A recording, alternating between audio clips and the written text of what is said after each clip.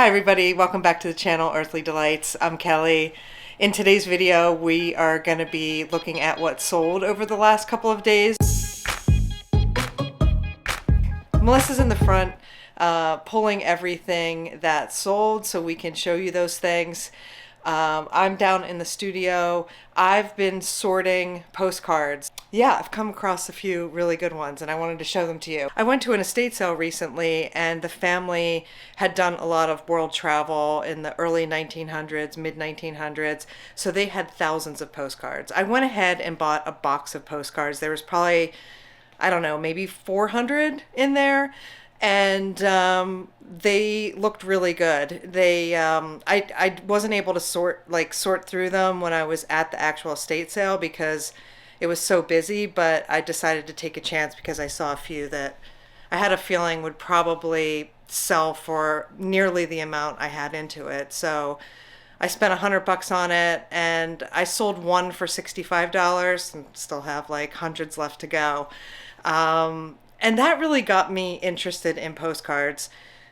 We have been selling on eBay part-time and full-time for the last 3 years. So we are certainly new in terms of selling consistently on the platform. So we are trying a lot of different categories out.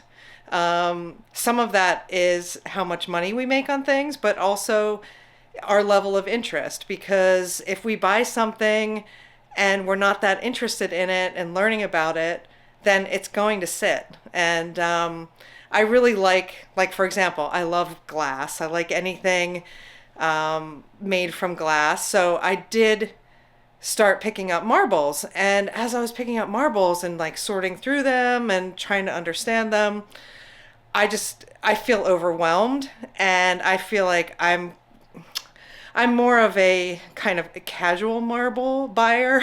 I like how they look in a glass jar, and you know, I can really appreciate the different types, but I'm not going to do a deep dive on marbles. Like, I'm not going to sell that as a consistent category, I realize now. But postcards are a different story.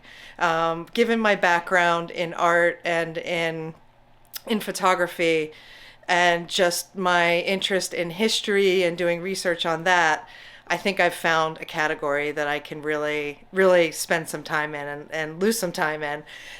So we bought a lot of over 1,200 postcards on eBay.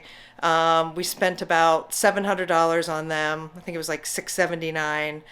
And I just opened the box. It's been sitting here for a little while, and because we just haven't been able to get to it. One postcard in particular that I think what I'm going to do is I'm going to run an auction on it. And what's special about this postcard is it is a prototype for an actual postcard. So it's original artwork. I'm going to turn the camera around and show you all these postcards. This is from the 1,200 postcard lot that I bought on eBay. There are, I think, 5 Halloween postcards. So I saw these in the lot and I thought, okay, we're going to do pretty well on these.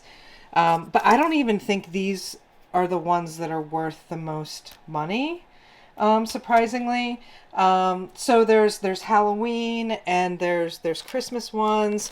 There's a lot of humor postcards. These are all like early 1900s. Happy Days Are Here Again. These are like early 1900s. I'm still sorting through all of these. This is one of my favorites. It's a photograph. It's a photograph of a woman sitting in front of a backdrop, like a hand-painted backdrop of the ocean. And look at that great, I don't know, maybe that's a bathing suit, actually. I'm not entirely sure. Or something like you wear at the beach. But I love this piece so much. It's great. It hasn't been used. So yeah, a lot of photographs, a lot of like roadside motels. And then this is the box that I bought at the estate sale. Now, these were not in sleeves. I put them all in sleeves and organized them by topic. So it was quite a bit of work. Oh, and here it is. Here are the original, I think they're either pencil, maybe they're pencil actually. I thought they were watercolor, but I think they're actually pencil. So we have this Caltanissetta, let me see if I can pronounce this. Caltanissetta. This is a region in Italy, Caltanissetta, and I'm probably butchering that, but I'm trying my best. Let's open this up. You can see they did the back, and this is all pen on the back.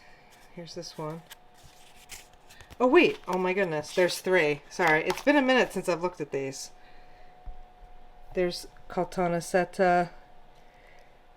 So this is an original piece of artwork, and it's actually signed as well. MC Amico. 3 pieces of original artwork for, I think, prototype postcards that were in this box that I paid $100 for, and I sold one postcard for $65 already. And then these, I think what I'm gonna do is I'm gonna put these 3 together with some of these older postcards from the same region. I think I'm gonna put these all together and lot them up into a postcard lot of this area and run it as an auction and just see what happens. You know, I don't want to break them apart, and so I'm going to list them as an auction. I'll start them maybe at $30 to start. I'm going to do a little bit more research, but I will keep you posted on how this auction does. Melissa probably has everything pulled that's sold over the last couple days, so let's go up and join her. I wore my busy sweater for the camera today. It's vintage Avon. Avon. I had no idea. My grandmother was an Avon lady, and I wonder if she had this one. I didn't know they made clothing. Yeah, it's cool. Where'd you find that? Goodwill, I think. Oh, okay. You want to start with that? So, yeah, we're going to jump right into what sold. Yeah. This crab sold for $6, and we bought it at an estate sale. It was an estate sale where we bought a lot of smalls. Yeah. I think they actually threw that one in. And the next thing that sold is this vintage Fall River Knits sweater. Where'd we get? Oh, do you remember where we got it? We're having focusing issues. There we go. That's the tag.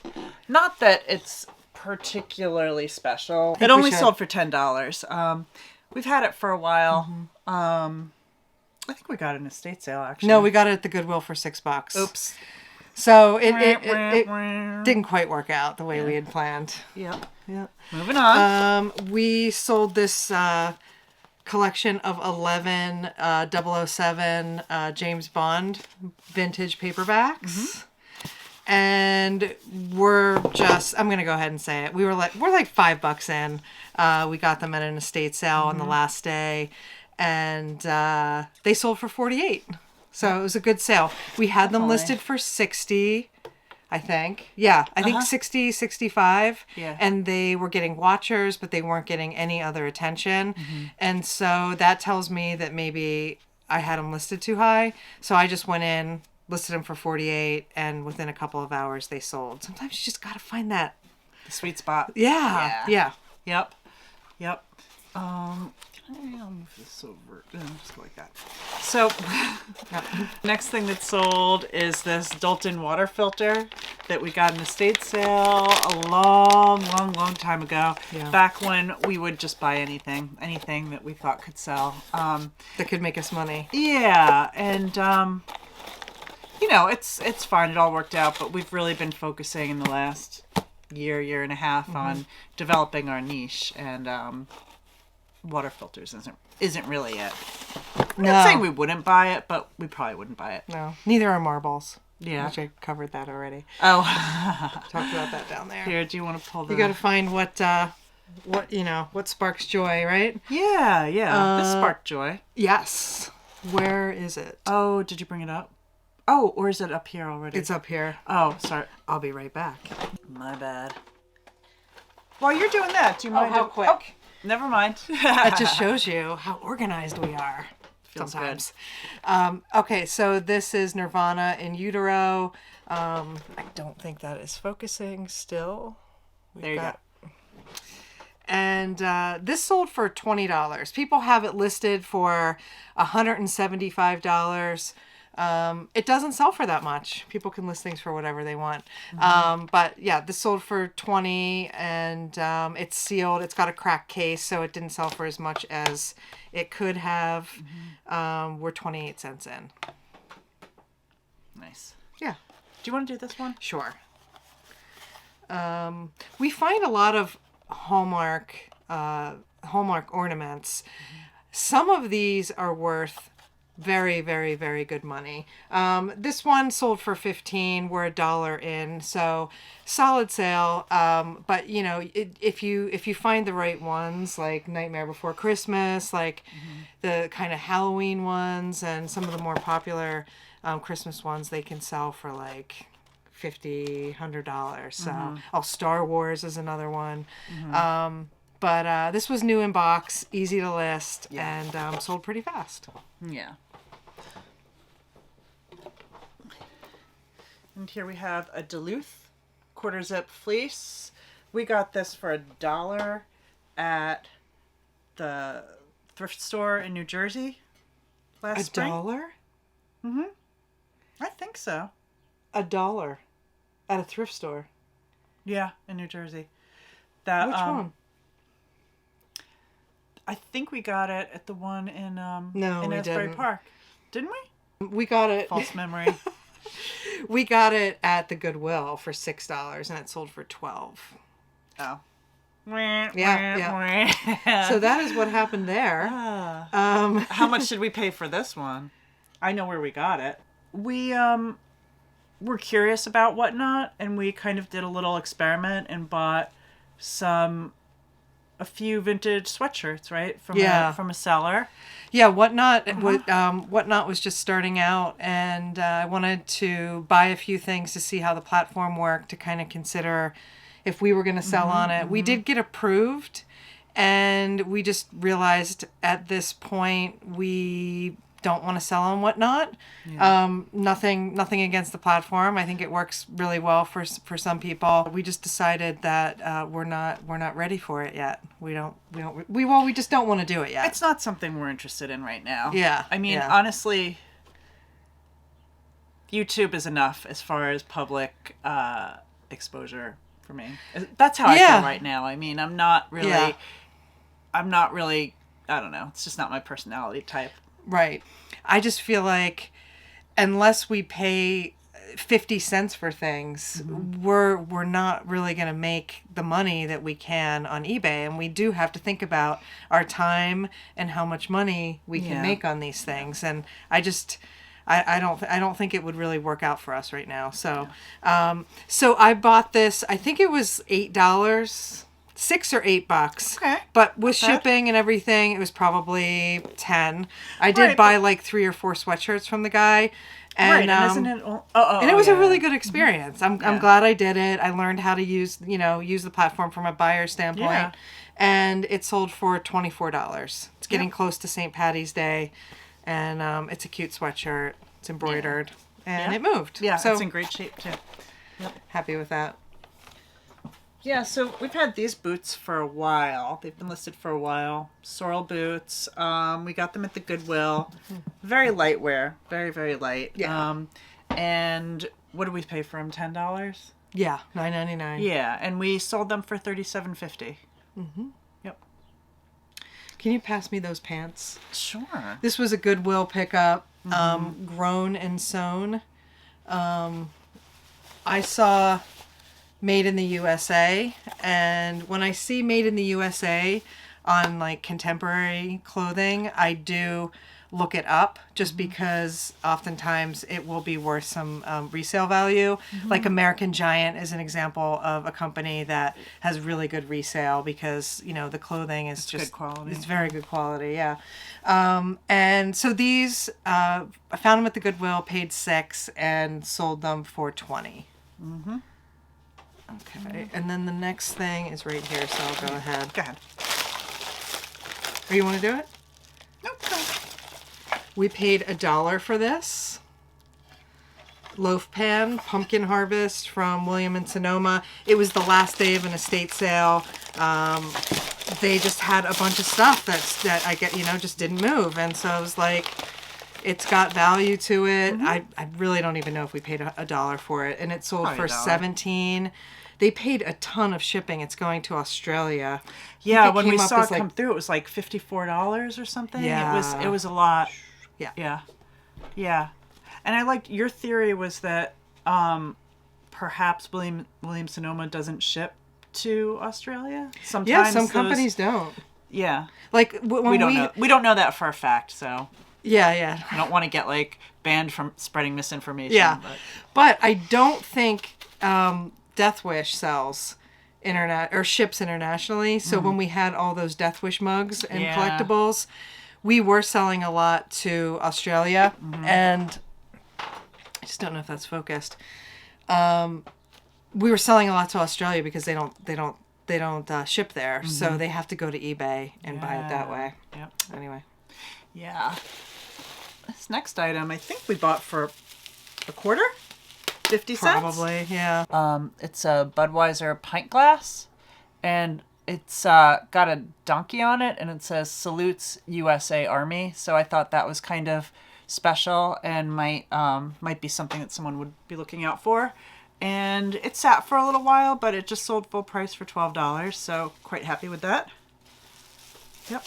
You want to do the next two, just because Sure. you found them? It's a single stitch vintage t-shirt that says Galapagos Islands, and it's not a tag that I need to show you. It's not anything Just a cool graphic. special. Yeah. Just a really cool graphic, single stitch in great condition, and it sold for $16. I took a best offer. I think I had it listed at $18. No, actually, I think I sent an offer. So I thought for $2, let's move this along. Oh, this is a good one. Yeah. And this next piece is just something I saw and took a chance on. I didn't know anything about her. She is in possibly antique. I don't have an age on her. She may even go back to the late 1800s. I don't know. I'm not sure, but probably early 1900s. An antique wooden jointed peg doll. These dolls were made in Europe, and a lot of them were made by poor people using scrap wood materials. Here's her legs. You can see her little legs have how they're all jointed. Her arms are jointed. She has no hands. They don't usually have hands. This is unique. I thought she's got little red shoes on. They don't always have. I don't think I've seen any red shoes in my research. Here, let me show the back. I don't want to stretch her dress out too much because there's not much give left in this material. There you go. Thanks. See how her shoulder, her arm is connected? Is that focused? I can't see. I think so. Okay. They all have these sort of similar faces, but they're all of the faces are different. They're hand painted. Didn't you say that like there was kind of an assembly line, but you sent them, you did part of it? And... Yeah, so people, men or women, would make these at home out of scrap wood. So you'll often find like she's got like this flat part on the back of her head. They're far from perfect. They were also called penny dolls because they were very cheap to make. They probably cost a penny. And then, according to some of the research, some think that the women would paint the faces at home, and that's why all the faces are different. But then I saw in a forum, or actually on a YouTube video that I watched about it, that no, all of the dolls were sent to one location in to one location in Holland. I think that's what you told me, yeah. And the same woman painted all of the faces, but they're all a little different. So I Sounds don't know. like quite a bit of mythology around it. It's a fascinating history. I had no idea. I was like, I'm just gonna take a chance on this beat up little wooden doll with no hands and peg legs, and it was fascinating. Cool. So I would definitely keep an eye out. There are more modern ones, and you can tell looking at it if it's modern. They're more finished. What makes this so amazing is that the dress shows a lot of age. Now, sometimes when you would buy these at your local toy store or hardware store, wherever you might get them, sometimes they would come clothed. People would make clothing for them and sell them that way. Or you could just buy them naked, and part of the fun was that you could make doll clothes at home to dress your peg dolls. That face. Yeah. It's really sweet. Yeah, it is. Yep. Yeah. Fascinating. Yeah. Definitely, really, I would really definitely pick these up. I think, is this Italian? Mm-hmm. Looks it. Yeah. Italian pottery piece. Oh, there. Wait. Yeah, it was focusing your hand. Okay. Italian pottery piece. It's a little trinket dish. Mm-hmm. And we bought this at the Goodwill. I think we were 99 cents in, and it sold for $12. Yep. And then do you remember where we got this? Because I don't. Kelly remembers everything. I remember nothing.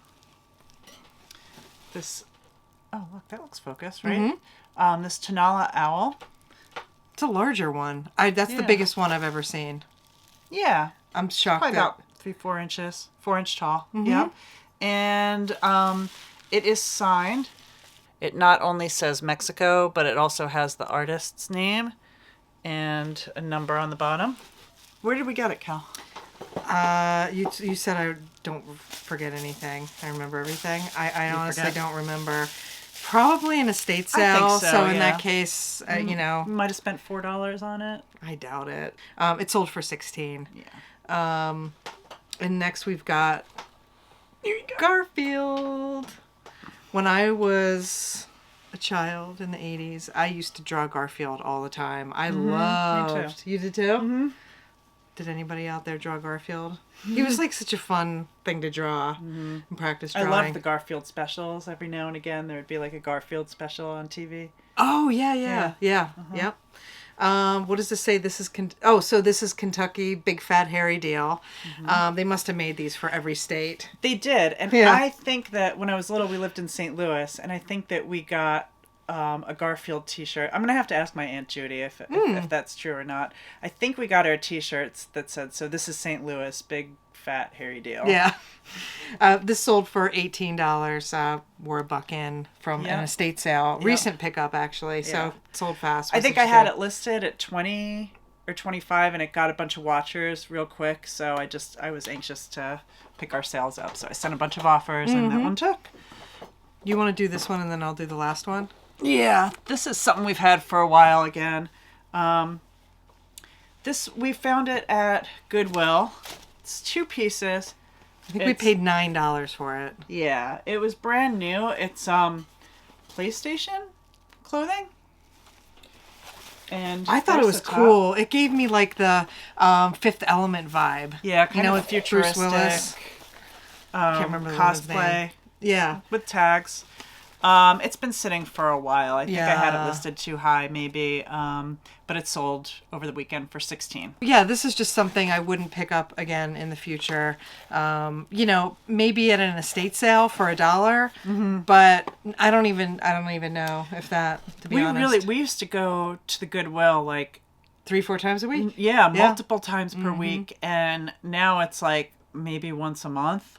Maybe on average, meaning we could go a couple of months without going. We just can't find enough to buy to keep the business going and keep new inventory coming in. And it's not right around the corner. Like maybe if it was right on Main Street, maybe we'd pop in weekly. But it's 20 minutes away. Yeah, that's over an hour of an hour and a half between like sifting through all the everything that I just don't have time for that right now. I'd rather go to an estate sale where you look at the things ahead of time, you know what they have, you see if they have the things in the categories that you like to buy and sell in, and then you go there and there's a chance you won't get it, but you're probably going to find something.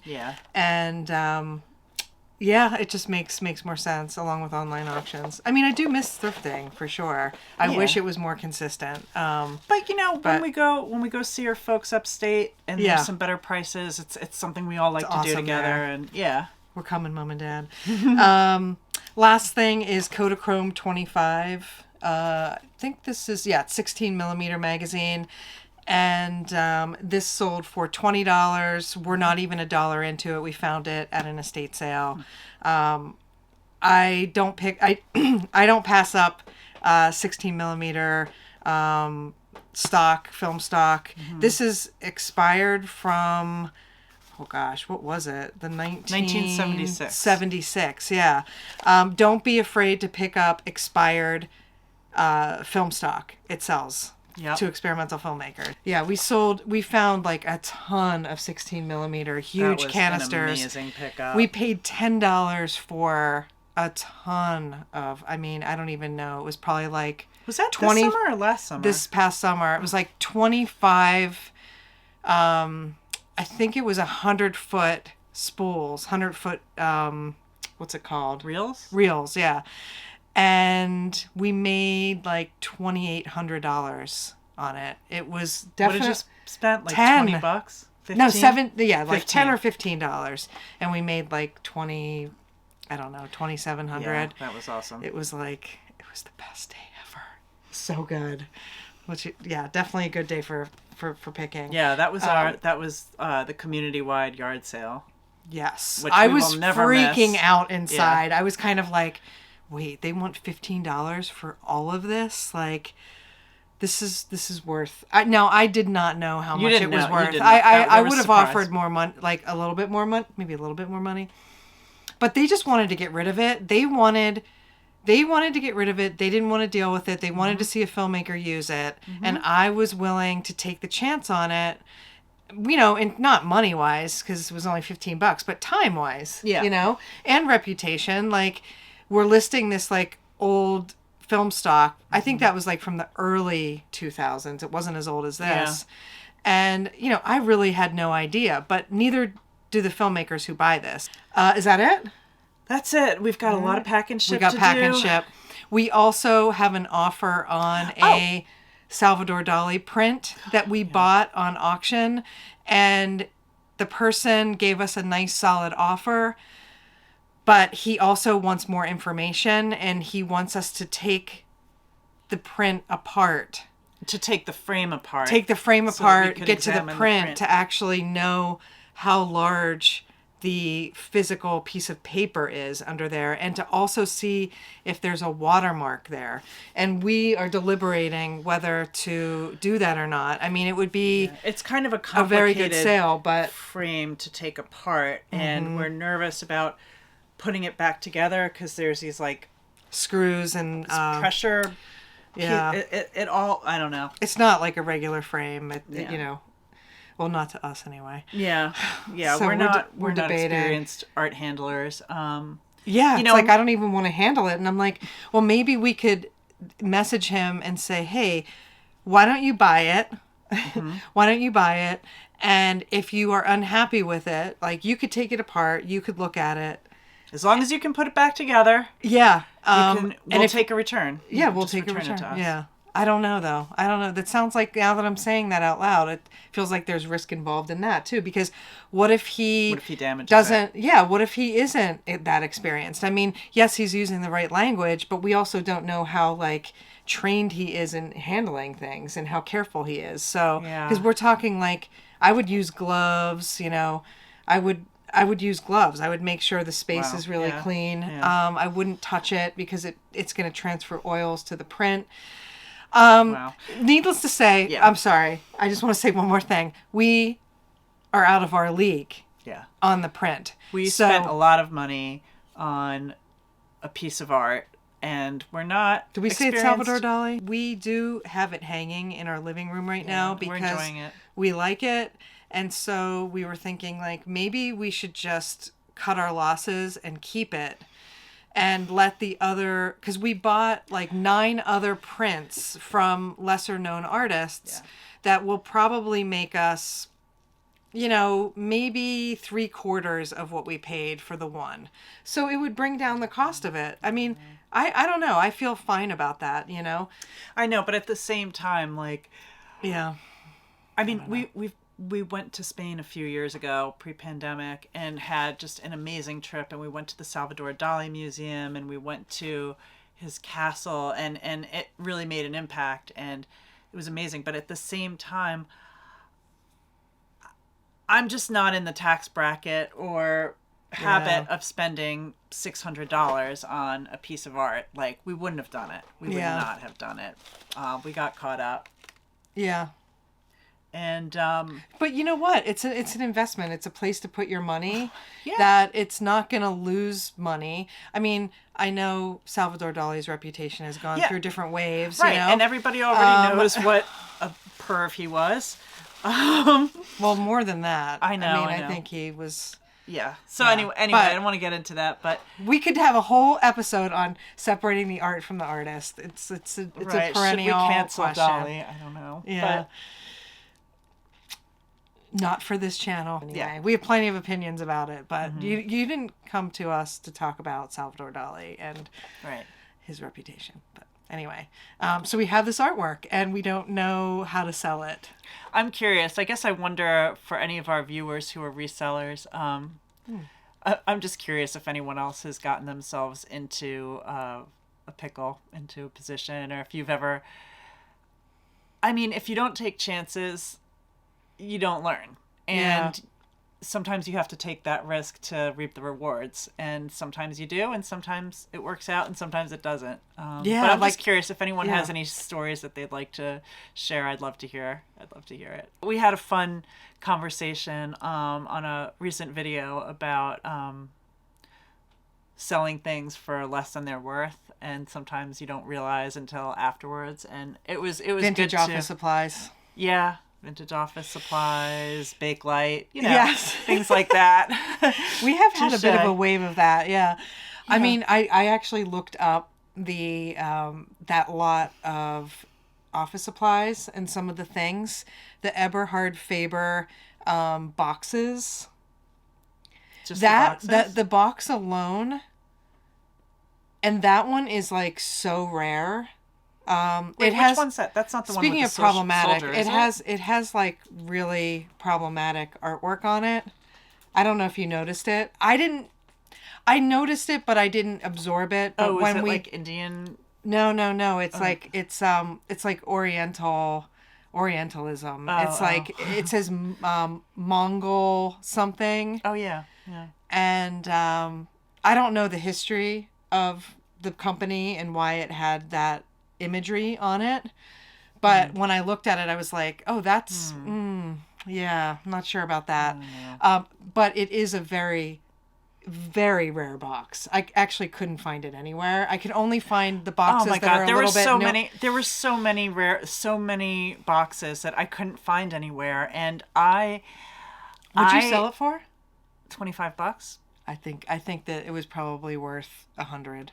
Yeah, and maybe I know there were 80. There were really rare boxes that I couldn't find anywhere, and I was like, well, they're not ones that people collect, or maybe they're just uber collectible and hard to find. Don't know. Anyway, you know what I learned from it is I love selling vintage office supplies. I love looking for them, and I know that it's a pretty competitive category. I think a lot of people like to look for them at estate sales. Can I change the subject? Because I just remembered. And we need to do pack and ship. Yeah, there's one other thing. As much as we want to just hang out with you and talk. I know. I just wanted to mention this big package coming through with eBay tape. Box here. It's full of eBay tape. Kelly can pop a picture on the screen of what's inside. Assuming that the buyer pays for it today, as he stated he would.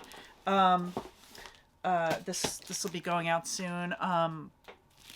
a while back, we took a chance on a lot of vintage Vornado fans and fan parts. We won the lots for 2 separate fans that were intact and in good condition that we sold pretty quickly. They were fantastic. Good and money, then I bought a lot for like $56. There were 3 fans that were supposedly not working, 3 small ones, and 1 frame. I don't know what you call it, if you call it a frame or a shell, for a window fan that you would put 2 small fans in the holes. Gotcha. That said they didn't work, but they like sort of worked. And they sold, then there right? was and then there was one other fan that it said it didn't work, but it did. And all of those sold, and so I just listed the frame for the window fan. And I didn't know what to list it for. I couldn't find it. I listed it for $30. And I got a message that same night, overnight, from someone who was interested, but he was he thought the shipping was too high. And admittedly, I had just estimated the shipping on it. And when it's an oversized package, so when you get into these large size packages, 1 or 2 inches can really make a big difference in the shipping cost when you're sending it parcel select, when you're sending it ground shipping. I've made that mistake before and kind of gotten screwed. So I said to him, listen, I estimated, if you're interested, I'll box it up in the morning and see if we can get the cost down. And just a couple of inches, it dramatically reduced the cost. I sent him a message, and I had updated the listing to reflect the actual shipping. And I sent him a message, and then he was following it. So I sent him an offer of 25 on 30, and he took it, and he said he'll pay on Monday, and appreciated that. And I let him know. I was like, listen, I asked him, because I also have I'm not sure if it's pronounced deal or dial, Diehl, a vintage fan by them. It's German. It's not Vornado, yeah. No, it's not Vornado. It's a different company. It's Deal or Dial. I need that like button that like on Google that like pronounces it for you. Anywho, I cleaned up this fan and I even repaired it. I've learned a little bit about fans. I was able to fix the oscillating feature so it works. And awesome. I let him know that I had just listed that. He's strictly a Vornado guy. But he said that? Yeah. I said, listen, if the shipping's off, if you ever see anything from our store and the shipping seems, just send me a message. Sometimes I estimate and because if I'm in listing mode, I'm not in like packaging mode. So anyhow, he appreciated that, and hopefully I trust he'll pay today or tomorrow, and that'll be on its way. Yeah, that's a category. That's a category that I don't know. So somehow, for some reason, I'm like really into fans, like the old fans, the ones with like metal or Bakelite blades. I can't stand modern plastic fans. Like I hate it. They're practical. Yeah, and sure. safer. Yeah, much safer. Yeah. But I have a confession. With you all as my witness, Officer Safety. Oh, no. She gets really nervous with these fans because they don't have all the safety features of today's fans. You can just put your hand right into it. Yeah, and it which would chop off. I would never do, but I did as I was reaching around to turn it off. I was wearing a hoodie and my string did kind of dangle into there, and I was just imagining like, oh my getting strangled by a fan. Wait, did it? It didn't get caught up, but the fan blades, it did hit the strings, and I was like, oh. My God, it hit the strings, but it didn't pull you in. It didn't pull me into the fan. No, I didn't get strangled. Oh my God! You see. Anyway, be careful. Be careful with those vintage fans. Oh my God! Okay, all right. I wasn't even going to. We're going to leave that here. I wasn't going to tell you, but since I have a witness, yes, a witness or two, hopefully, I just thought I'd. Yeah, I'll be measured about my response. I'll be like, okay, all right. Yeah, I know, because if it would be like a Homer Bart Simpson situation. Oh, here. Definitely. Oh my goodness. All right. I think that's a good place to leave it. We've got pack and ship. We've got pack and ship. And I want to list those the postcards, the original. I showed them the original like prototype postcards Oh, from cool, that cool. bridge in Italy. And you're going to learn how to use that scanner? Yeah, I bought a scanner to run all the postcards through so I don't have to take photographs of them, so I can just feed them one by one by one. And it goes a lot faster. I haven't had time to set it up yet, so I've been taking photographs of the postcards like Easter. I'm not going to run those ones through because they're thicker and it's original artwork and it makes me nervous. But I am going to set it up and run the other ones through. All right. Yeah. All So, right. So I'm sure anyway. we'll have an update on that soon. Yeah, we'll keep you updated. I'm gonna list the auction today, and we'll let you know how it goes. What does an original piece of artwork on a postcard go for? All right. To be continued. Thanks so much for watching. And if you haven't already, please subscribe to the channel so you can watch more of our what sold and our picking videos. Yep. And Smash that like button. Yeah. And we'll see you next time. See ya.